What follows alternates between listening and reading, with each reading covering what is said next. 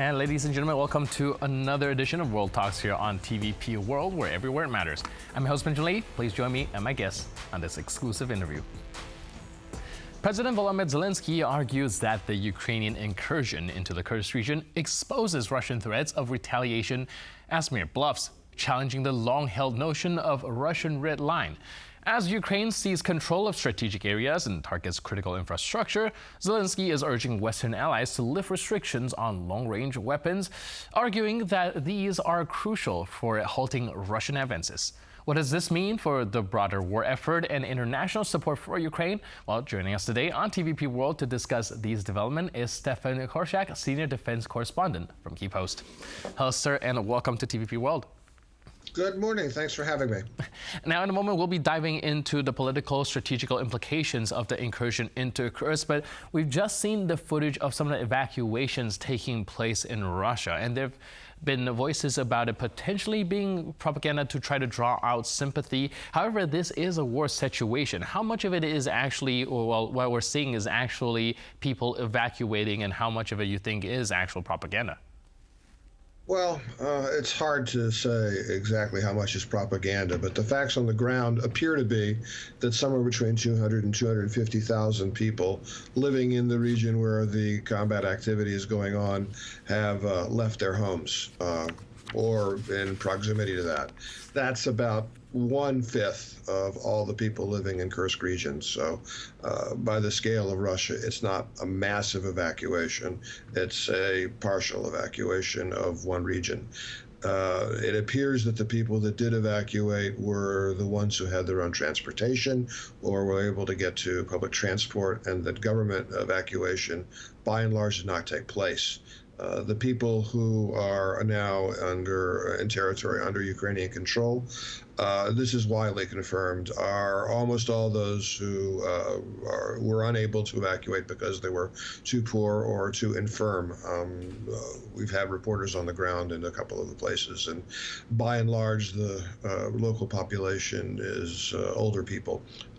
Their situation is difficult in the Ukrainian controlled areas, but the Ukrainian military, again confirmed on the ground, is bringing food, water, power is not operating. So it's a difficult situation, but it would not be accurate to call it a humanitarian disaster at this point in time. All right. Unfortunately, we are seeing very, very sad footage coming from the ground, and that is the reality of war, which we all want to avoid. Now, going back to the more strategical part of the Kursk incursion, we do see that Ukrainians have successfully blown up most of the bridges around the area. How far is that going to set Russia back when it comes to logistics? That's a difficult question because the combat situation on the ground is really very fluid. The area that we're talking about is a section of the Kursk region that is approximately 800 to 1,000 square kilometers in size. And it's not clear, I don't even think to the Ukrainian military, exactly how much Russian force is in that area, effectively isolated behind a river and encircling Ukrainian forces. It's not a giant piece of the Russian army whose loss would be a major disaster for the Russian military. It's hundreds, perhaps thousands, but most likely hundreds of Russian troops or service personnel. It could be less, and it's not at all clear how tight the Ukrainian cordon is. So the impact for Russia primarily is a question of optics. It looks terrible for the Russian military to be defeated by the Ukrainians, who are less well armed and less numerous. And that is clearly happening. So the Russian media, state-controlled media, will try and is trying to limit the information about this defeat from reaching the Russian population. But in the modern age, that's almost impossible. People with internet access can find out. So it's very embarrassing, and it could certainly potentially undermine public support to the Russian regime. Right, so going back to this optics, I think Zelenskyy also brought up something very valid here, saying that, well, the use of Western weapons usually were seen as a taboo because, well, for fear of Russian escalation, kind of escalating this war to beyond the scales where we're looking at. However, that did not happen when the Ukrainians started to use Western supply weapons, especially the UK Challenger tanks, within the Russian territory. And in this way, he argues that perhaps it is time for, well, the Western allies to undo these chains that are holding Ukrainians back. What's your take on it?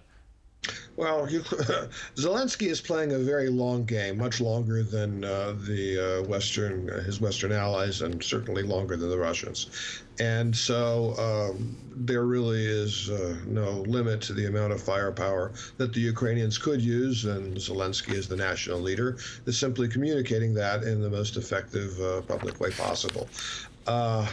It's been very clear for a long time that Western equipment operating in the territory of Russia did not trigger a Russian response. We saw that with small incursions taking place last year.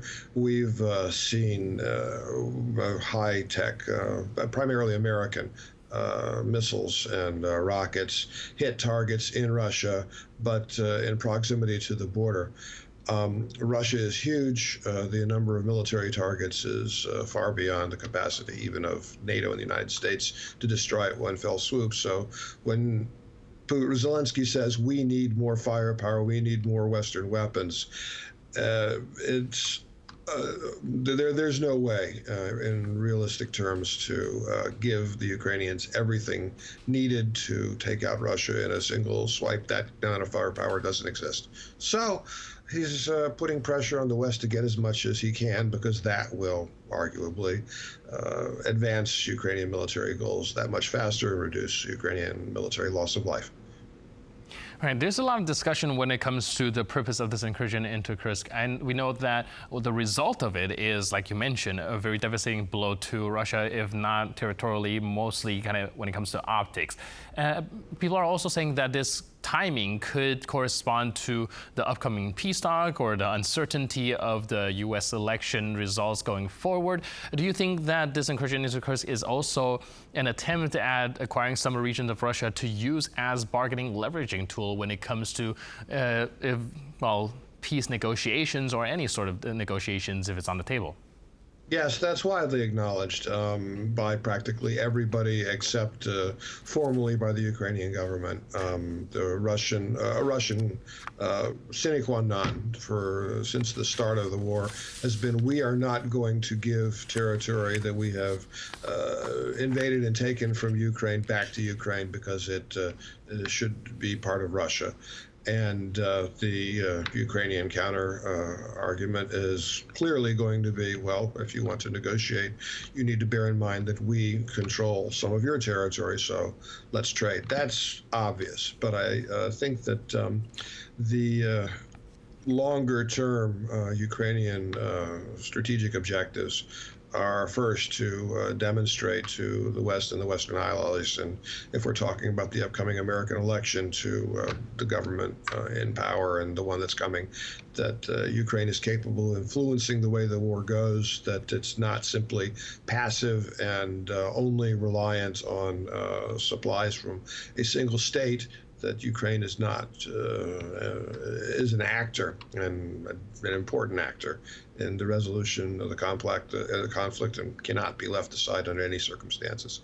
And then from a military strategic point of view, this is very clear. The Ukrainian strategy is simply to destroy Russian equipment, to kill Russian soldiers or wound them. And they don't have a big priority where it takes place or with what weapons they use. Their goal is to gut the Russian military to the maximum extent possible, because first of all, an incapable Russian military can't invade Ukraine again, and second of all, that the Ukrainians believe would undermine public support within Russia to the Russian regime. And that's a strategy that looks forward not months but years, but since probably the start of 2023, and probably earlier, but at least since then, that's clearly been the overall Ukrainian strategy, in my view. Right. Thank you so much for your input and insight. Really appreciate it. Our guest has been Stefan Korshak, Senior Defense Correspondent from Kyiv Post. Thank you so much for being with us on TVP World. Thanks for having me. Have a great day. Appreciate it. And with that, we conclude this edition of our interview. But for more news, update, and commentary, please stay tuned to TVP World.